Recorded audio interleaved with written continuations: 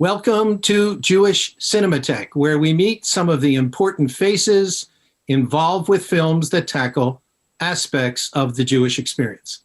Today, I am joined by the producer, director, screenwriter, and 4 of the actors, in effect, a cast party of 5 very special individuals who together are responsible for the kooky and delightful Tango Shalom.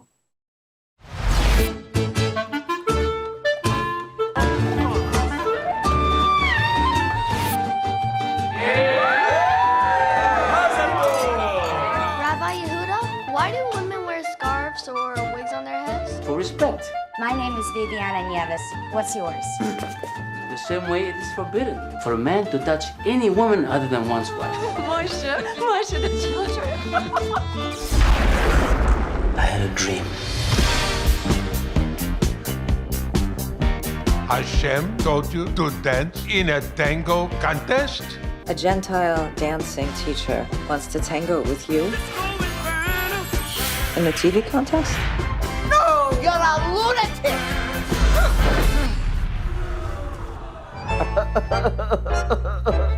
You might find there is no need to touch this woman in tango. How can I achieve my goal without sacrificing my sacred beliefs? We're gonna kick him right out of the community. I got big problems. Big problems can be such big fun. How do we convince people that a young, pretty shiksa dancing partner is just a young, pretty shiksa dancing partner? She should be dressing very modestly. You cannot even touch her hair. You cannot even have eye contact with her.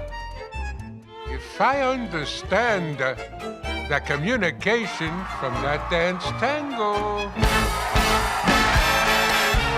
it's impossible.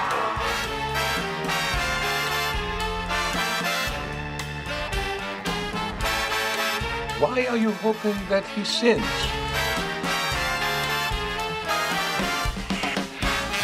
We've got work to do. We should be praying that he doesn't sin. I never had a best friend before.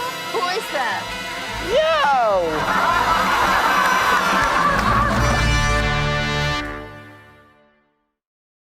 With me are Claudio Laniado, Jos Laniado, Gabriel Bologna, Karina Smirnoff, and Lainie Kazan.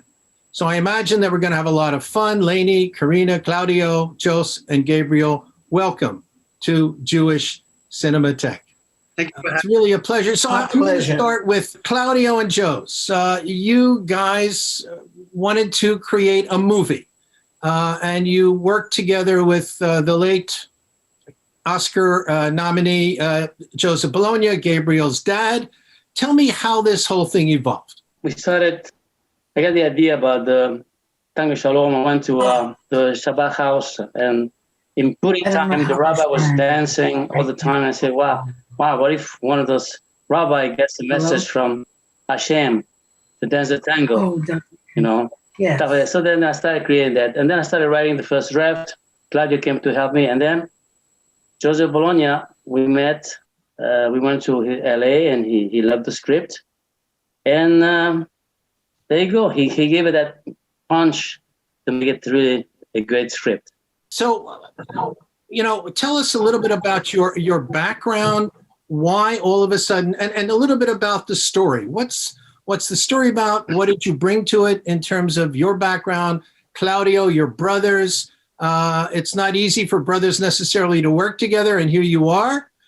You're both actors. You do other things in life. So please, what was the story about, and what did you bring from home?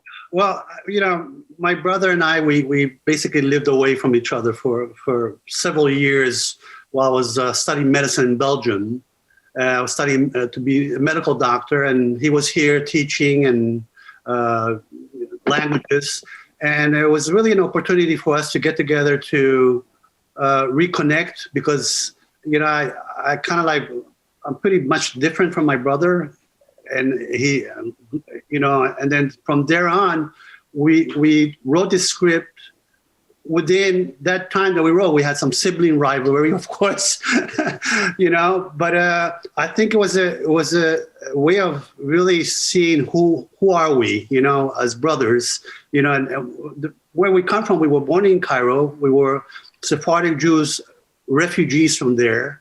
And we came here because my uncle, my dad's brother, helped us out to immigrate here to the United States. So we had a long immigration and so forth and so on to finally we get there as like Jewish refugees with no money in our pockets. And so it was for us, it's like a dream, the American dream come true to be able to come full circle, becoming a doctor as a psychiatrist, and then studying acting on the side and all that, And I'm still working as a psychiatrist, but I want to get out of it because it's driving me nuts.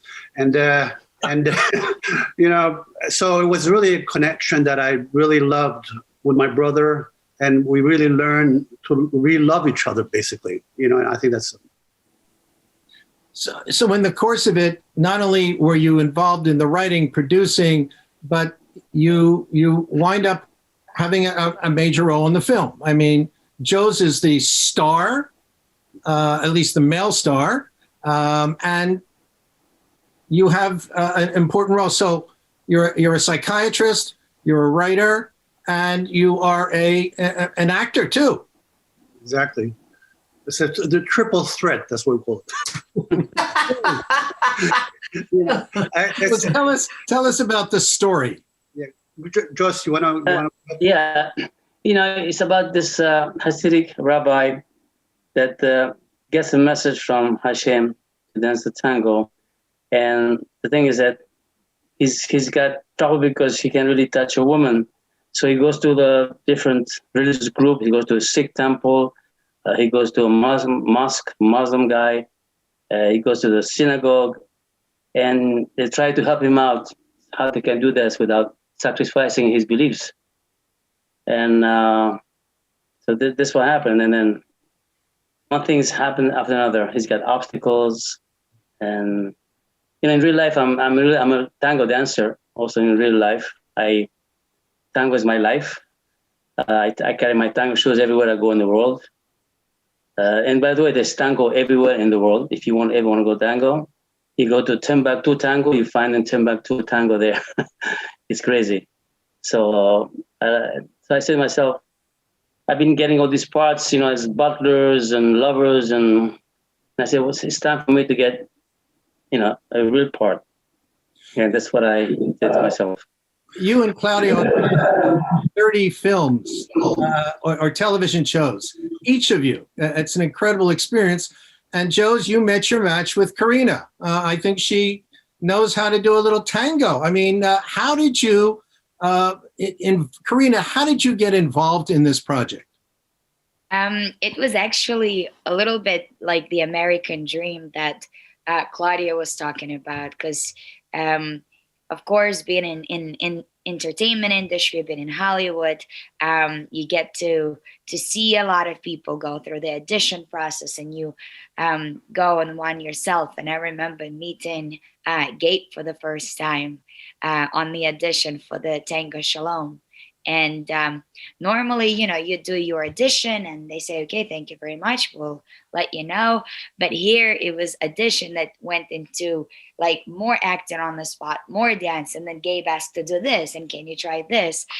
So it was about, I don't know, I think like the longest audition I've ever had, but the most, like the warmest one. And afterwards I remember leaving the room and I think to myself, whether I'm going to get the part or not, this was like the most amazing positive audition ever. Normally they're quite cold. Like I hate auditions. Normally they don't have any warmth in it. And this time was completely different. So then, you come out of the room and you're keeping your fingers crossed that, maybe this is it. And this was it. So it was actually an amazing experience. What happened is that I suggested Karina to Gabriel. And they said, do you know someone who can dance and sing and act and is beautiful? And I thought of this fantastic woman. And I said to Gabe, you should test her. She's fantastic. And that's how it happened. We auditioned everybody in town, and I was pulling my hair out. And Lainie, out of the blue, she goes, "You know what? I've got the person right for you." And so thank you, Lainie. Thank you, Karina. I love you, Lainie, just for that. I love you because this lady, Karina, not only she's an amazing dancer. She's amazing. I had a chance to dance with her, but her acting is so natural. It's like, that's the part for her. She's like beautiful, amazing character, amazing. There's when you do a show like Dancing with the Stars or whatever, right? You go up, you perform, you give it your all. When you do a movie, you may have to do 30 takes. I was so worried for Karina, looking in the corner of my eye at her icing different parts of her, her leg and her feet, and I would say, "Are you okay? Can you do it?" She says, "Yeah, let's just get it right." And it's really extraordinary. We found ourselves wondering what take not to use. That's how good her dancing was. And something so extraordinary happened in the editing room. My editor and I turned to each other. We said, "Oh my God, this movie is sexy." Like, the whole idea that these two can't touch is such a great comedy bit for the film. But we had no idea that you can do the tango without ever touching, and it can be sensuous and it could be sexy. And, Karina brought so much of that to it. And also, I'll tell you this about Jos. He may teach at an orthodox school, but he's got a real leading man quality. When the music starts playing, he's a different guy. Gabriel, spoken like an actor-director. Amazing. Let me Karina, you were in Shall We Dance with Stanley Tucci. So you had been in, you had done films before. You had, 20 some odd seasons on Dancing with the Stars, dancing with Apollo Ono, with Steve Wisniewski, with Doug Flutie. The list goes on.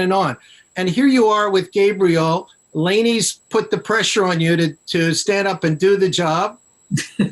and so how is it dancing? You're not dancing with Stanley Tucci, you're dancing with Jos Laniado.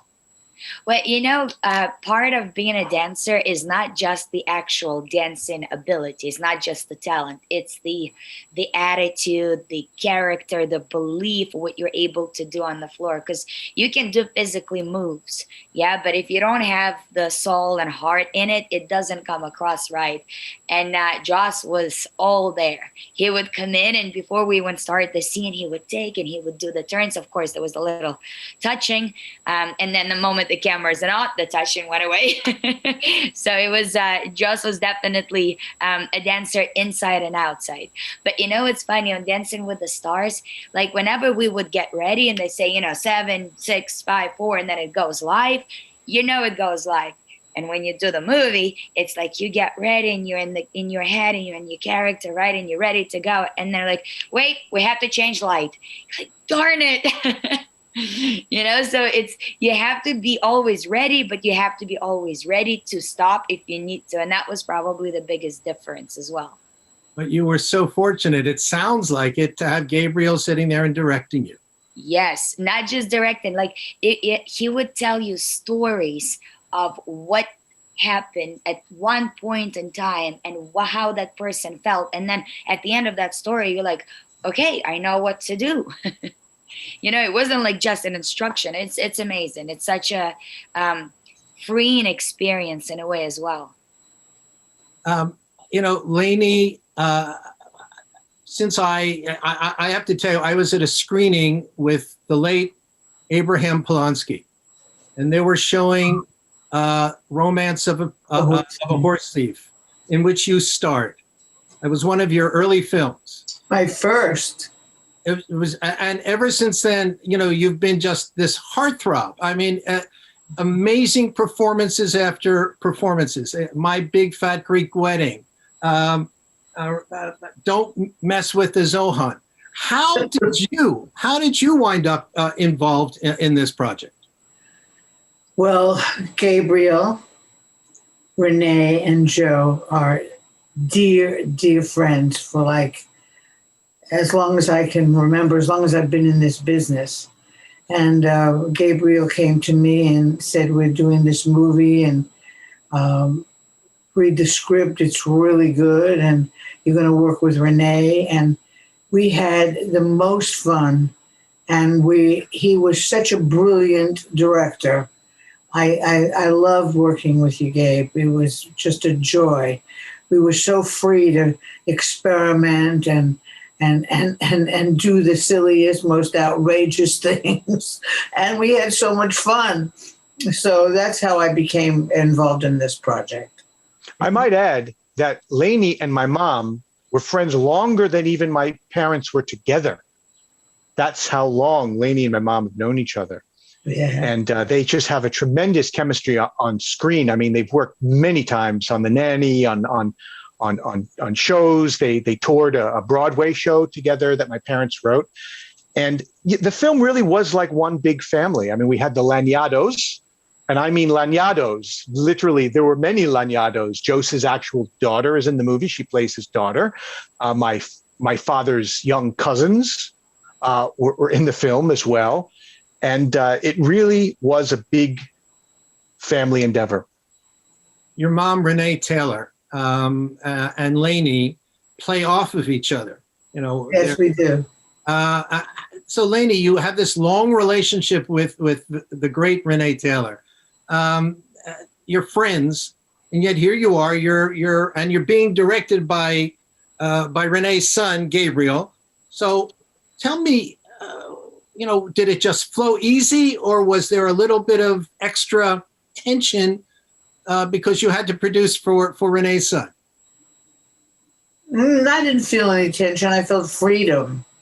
There was an amazing experience, and I trusted him, and that trust, I think, shows in my performance. It's a very Renee and I are hysterical together.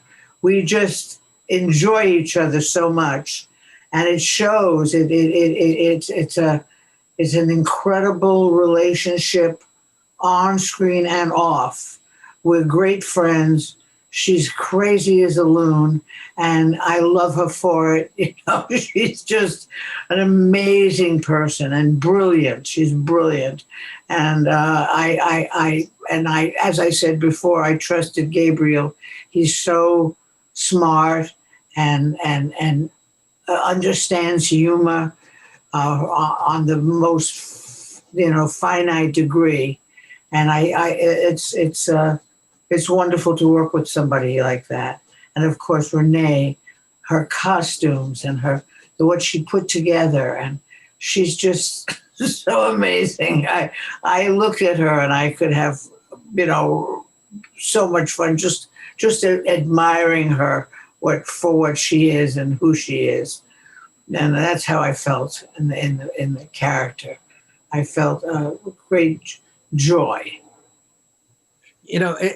Gabriel, you are so right. It was like watching two families. And in fact, that's a major story here, the two families coming together at the same time as Karina's relationship with Jos. You had your father, who was a co-writer in this. May he rest in peace. He plays the father. And you yourself come from not only a family of actors, but you yourself have acted in over 30 films and TV shows. So tell me what it was like dealing with this family affair, having to direct Dad, having to direct Mom, and having to direct all these incredible people around you. Well, it was really interesting because my father was a lapsed Catholic. And when we started principal photography, my dad had been diagnosed with stage 3 pancreatic cancer. And so we pretty much knew this was the last time we were all going to work together.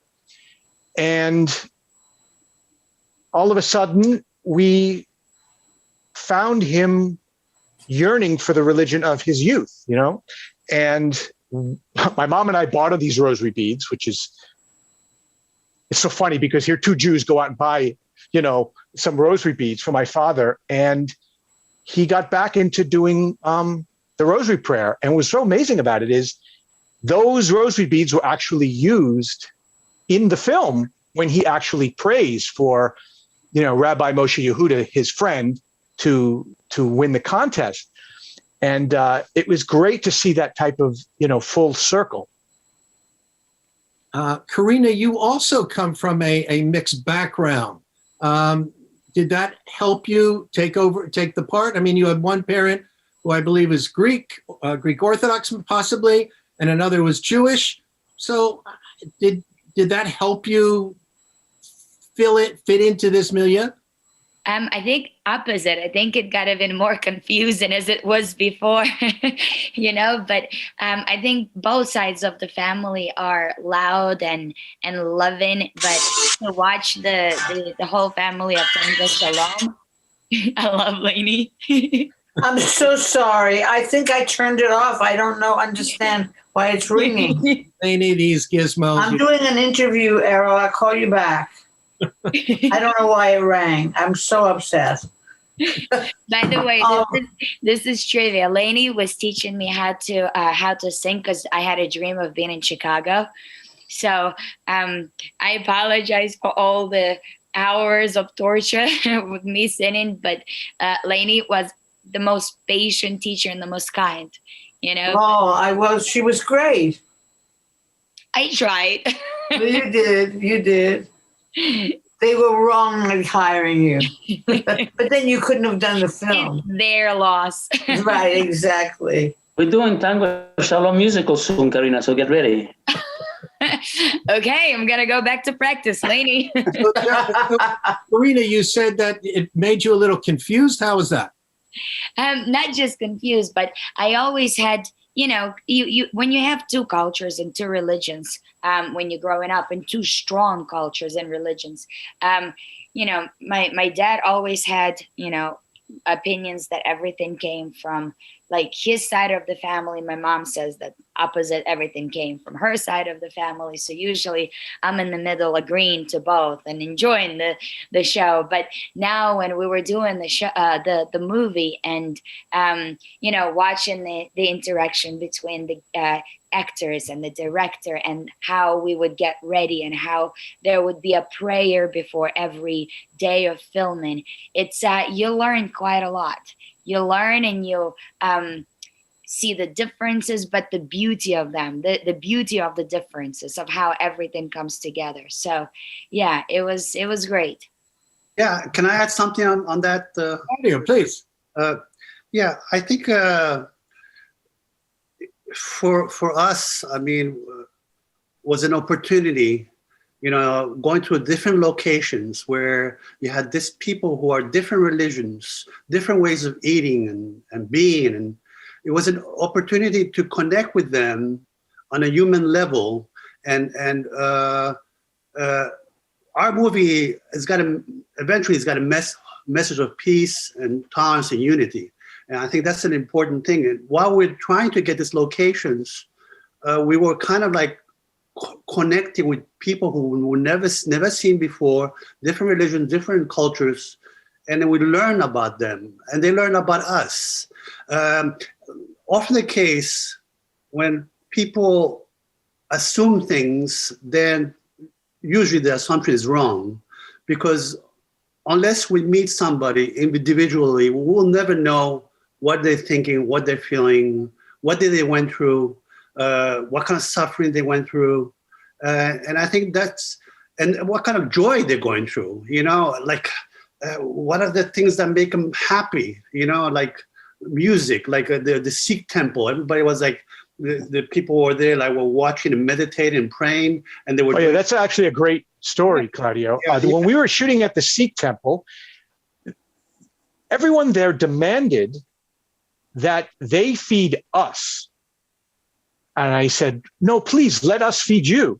We have a catering company. They said, no, cast and crew are on us. And we prayed with them. And the priest, the liturgical man I spoke to, he said, it was so beautiful. He said, the Sikhs are the Jews of India. He said, we've been persecuted for very long, and we call ourselves the Jews of India. I thought that was a very beautiful thing to say. Interesting, yes. Yes, so, we are grateful to have this opportunity, and I think Hashem, the Almighty, led us through making of this important movie. We had a whole bunch of obstacles from A to Z, but somehow I feel Hashem, the Almighty, guided us in every way, every step of the way. And there was like miracle after miracle after miracle after miracle. We had a lot of miracles on the set. I mean, we had a very important scene where the wind had to blow in this certain direction. And it did. We had to do a scene that took place in the rain. And we realized, wow, we're going to have to put rain in post. And it rained that day.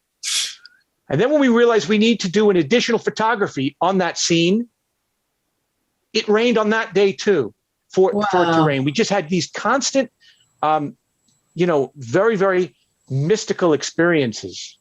That's a good opportunity maybe now to just show a clip from the film. Jos or Claudio, could you introduce the clip, please? It's a scene where Jos, he goes to the mosque and he tries to speak with the imam Ahmed, who was played by Yasir Sitara, who was an amazing actor. We were like blessed that day to find him. Say, I want you, and he was there. And he pick up his lines like in about an hour. We had a little obstacles. That was one of our obstacles that we had, but that worked out. So that's the scene. Terrific. Let's watch the scene now. This is from the incredible film, Tango Shalom. I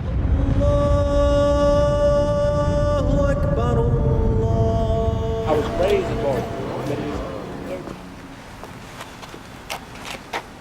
This guy wants to come in. Take everybody inside. Lamak. Yalla. Assalamu alaikum. Alaikum Shalom. I am Imam Ahmed. Why are you here? My name is Moshe Yehuda. I'm a Hasidic Rabbi.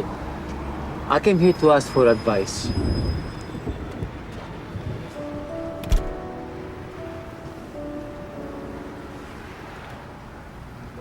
Okay, let's go talk. Other people, even my own, were not of apparent help. Let me ask you a question. As a Muslim, are you allowed to dance with another woman?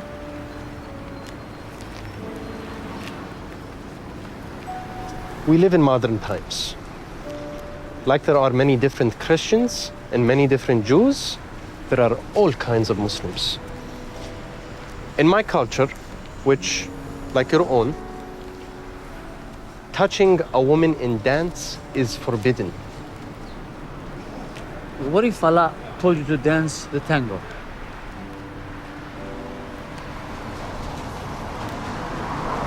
He would never do such a thing. It would be an evil inclination. Oy.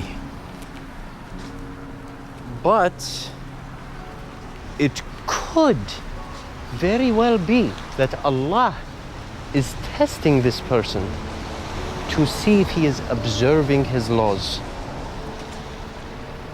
We have the same thing in our religion, when God told Abraham to kill his son Isaac. I am sorry.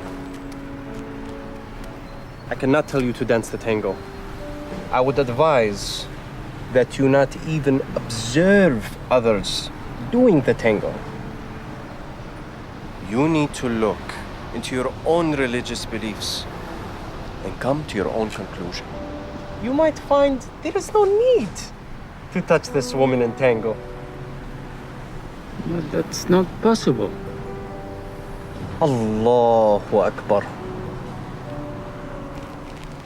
I must go. My congregation is awaiting prayer. May there be peace between us. Assalamu alaikum. Alaikum Shalom.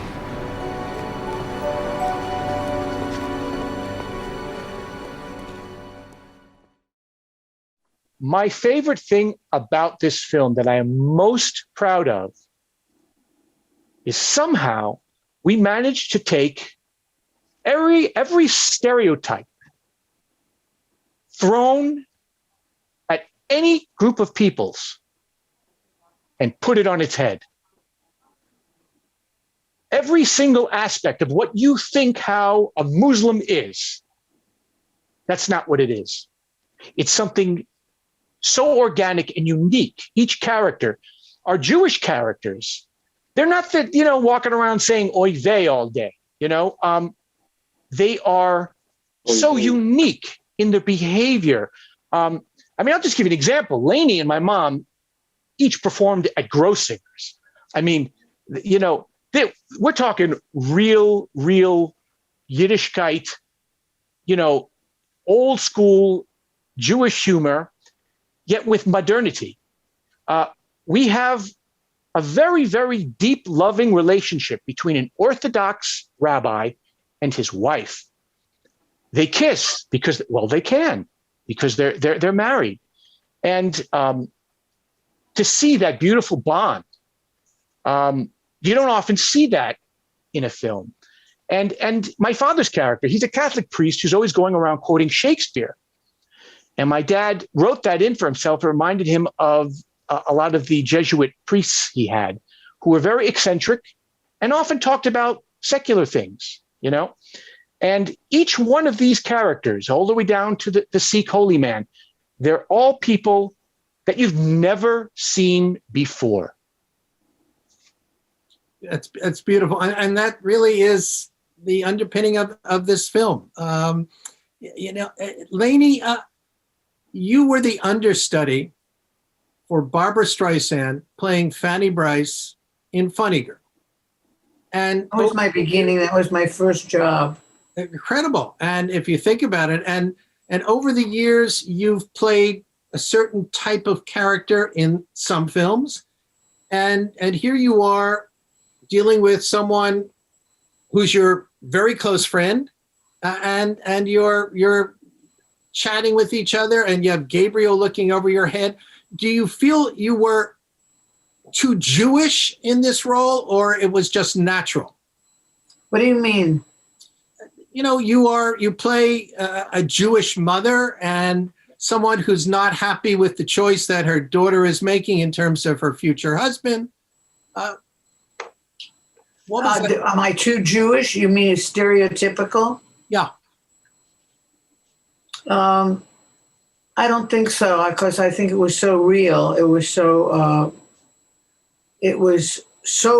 real, the two of us. We were so honestly in character. If it was a Jewish character, I think this is the way this woman would have behaved. So I think that it was honest and true and real. I don't feel it was too anything. I think we were both very, very honest in what we played. So if it came out too Jewish. No, that was the question. Just, was that a challenge for you to make it not come across too stereotypical? I didn't think about it. Okay, great. Jos? I never thought about it, because all I thought about was how this character would behave in this situation. Jos, you told me a story at one point about Joseph. You had one more scene to shoot, and Joe Bologna was not well, and you needed to shoot it. Can you just share that story? Sure. Originally, we had planned to shoot a scene in the church in New York, and also shoot in the Central Park for the park scene. But because he wasn't really well, we decided to fly to LA, and our cinematographer found a beautiful little church, and we shot it there. It was an amazing scene with Joe, and the scene in the park, we actually shot it at his place, his house, in the garden outside, and it was a beautiful scene. Working with Joe was amazing. He felt so. I was so connected to him at that time, and I'm still connected to him today. I'm so happy, and I'm really honored to be part of his project. It seems that all of you just seem to be so connected with each other. It's like you were, it's beautiful. Gabriel, about 10, 11 years ago, you made a documentary called Children of Terrorism, which was a break from your normal kind of movie making. You're mostly a narrative filmmaker. Why did you get involved in that project? And does it have anything to do with what you shared with us earlier in terms of your own feelings about people coming together and pushing away, these boundaries that keep people apart? Well, pretty much my whole filmography has been very, very dark milieu, dark projects. I've always been fascinated by how humanity has allowed itself to do terrible things. I did a film on apartheid,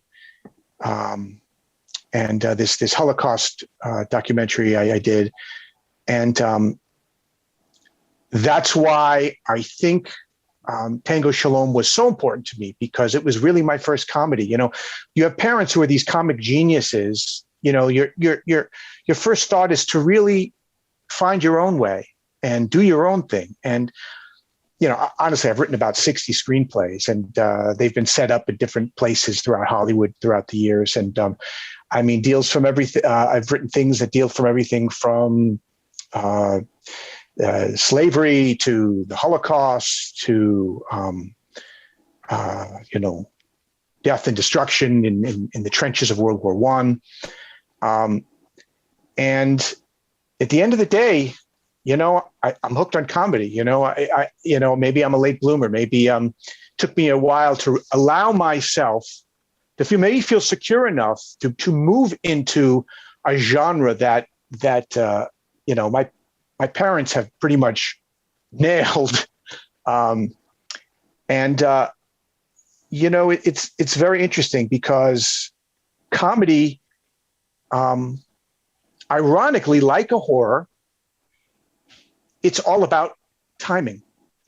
There's actually a lot of similarity I was noticing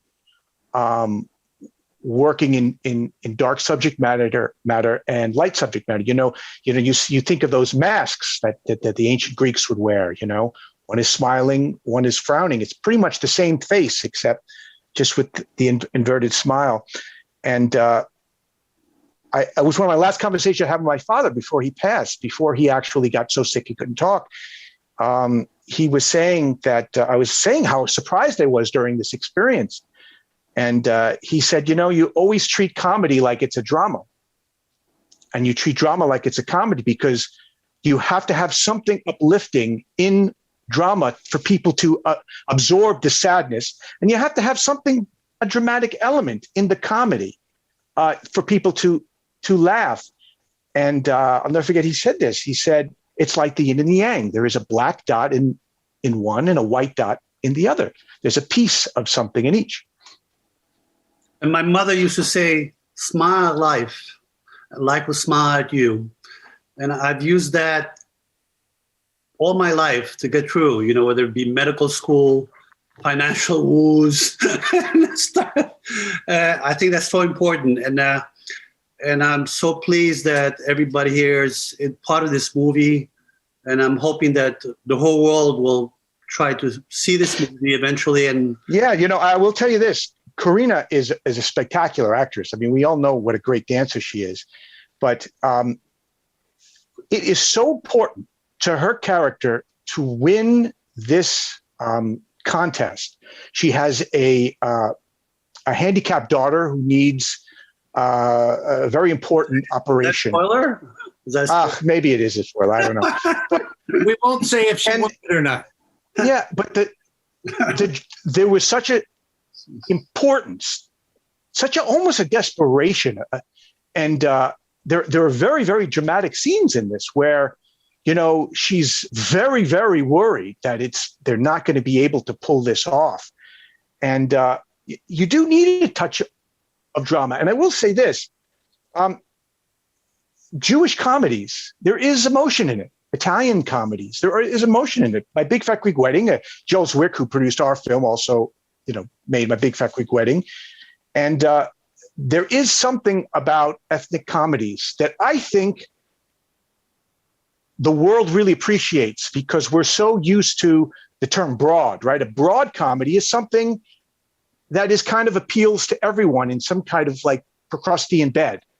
When an ethnic comedy, it has emotions. It pulls your heartstrings in different places. And that's why I love movies like, Moonstruck, or even comedies my parents made, So I must tell you, it's been an absolute delight. First of all, Karina, you got to go back and make as many movies as Lainie, and be as good as she is, and you'll be all set. Thank you.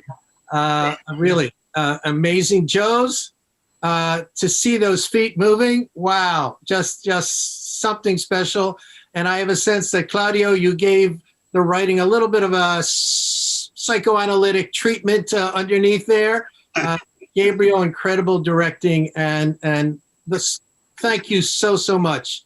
Much success with Tango Shalom. Thank you so much. Thank you for that. Thank you.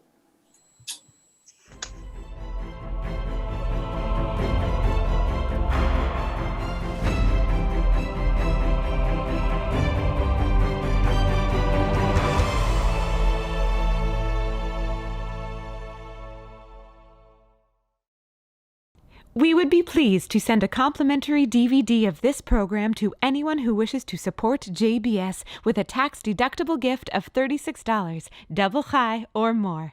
Simply visit the JBS website at jbstv.org and click on the Donate button to make a donation by PayPal or your credit card. And please indicate the program for which you would like a DVD. Or you can send your tax-deductible check to JBS, Post Office Box 360, Stamford, Connecticut 06904.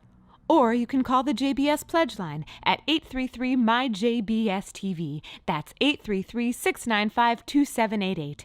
And again, please remember to indicate which program you would like to receive with our compliments. We thank you for your kind support.